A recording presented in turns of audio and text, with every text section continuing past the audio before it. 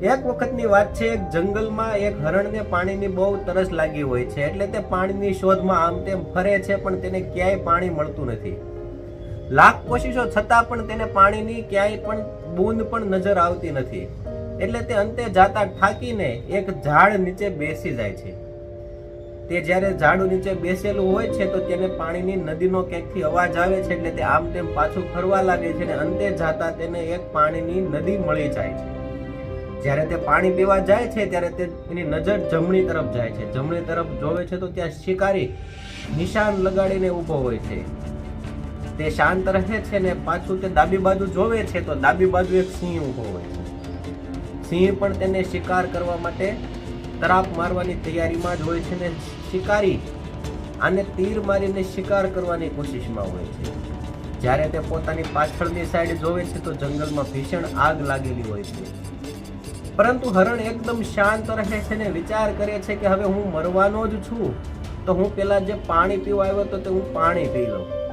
એટલે તે પોતાનું પાણી પીવાનું કામ ચાલુ કરે છે. પાણી પીવે છે ત્યાં ઉપર આકાશમાં વાદળા ઘનઘોર છવાઈ જાય છે ને વરસાદ શરૂ થઈ જાય છે. વરસાદ આવતાની સાથે જે જંગલમાં આગ લાગેલી હોય છે ને તે શાંત થઈ જાય છે. અને આ પાણીના લીધે, વરસાદના પાણીના લીધે શિકારી જેવો જ નિશાન સાધે છે તો સામે જે સિંહ ઉભેલો હોય છે તેને નિશાન વાગે છે. એટલે સિંહ હરણને પડતું મૂકીને શિકારીની વાહે ભાગે છે. શિકારીને પકડવાની કોશિશ કરે છે. એટલે જ્યારે સિંહ જમણી બાજુ જોવે છે ને શિકારી હોય છે એટલે તેની પાછળ તે લાગી જાય છે. હરણ પોતાનું પાણી પીતું હોય છે એટલે તે પાણી પી લે છે. એટલે પેલા તેની નજર તે જમણી બાજુ જોવે છે એટલે શિકારી તેને ક્યાંય દેખાતો નથી. પછી તે ડાબી બાજુ જોવે છે તો તેને સિંહ પણ કાંઈ દેખાતો નથી. અને પાછળ જોવે છે તો આગ પણ શાંત થઈ ગઈ હોય છે. એટલે બધી બાજુની જે મુસીબતો હતી તે બધી જ શાંત થઈ ગઈ ને એની જે તકલીફ હતી તે બધું સોલ્યુશન થઈ ગયું અને પાણી પણ તેને મળી ગયું.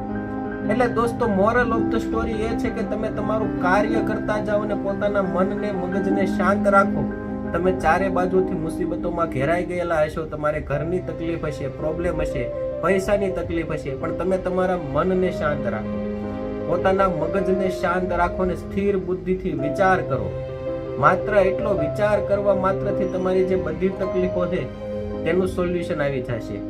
હરણ પણ ધારે તો તે આમ તેમ ભાગી શકે, નદીમાં પણ તે જમ્પ મારી શકે, પણ હરણે એવું ના કર્યું. માત્ર ને માત્ર તે શાંતિથી 2 મિનિટ ઊભું રહ્યું અને પછી પોતાનું કામ તેને ચાલુ કર્યું. જે પાણી પીવા ગયું હતું તે પાણી પીવાનું ચાલુ કર્યું. એમ દોસ્તો, તમારે પણ પોતાનું કાર્ય શરૂ રાખવાનું છે, પોતાની મહેનત શરૂ રાખવાની છે. એટલે તમને ક્યાંય તકલીફ નહીં થાય. તમે તમારી મહેનત શરૂ કરશો એટલે એક દિવસ તમને જરૂર સફળતા મળશે. બસ આ જ તમારે કાર્ય શરૂ રાખવાનું છે.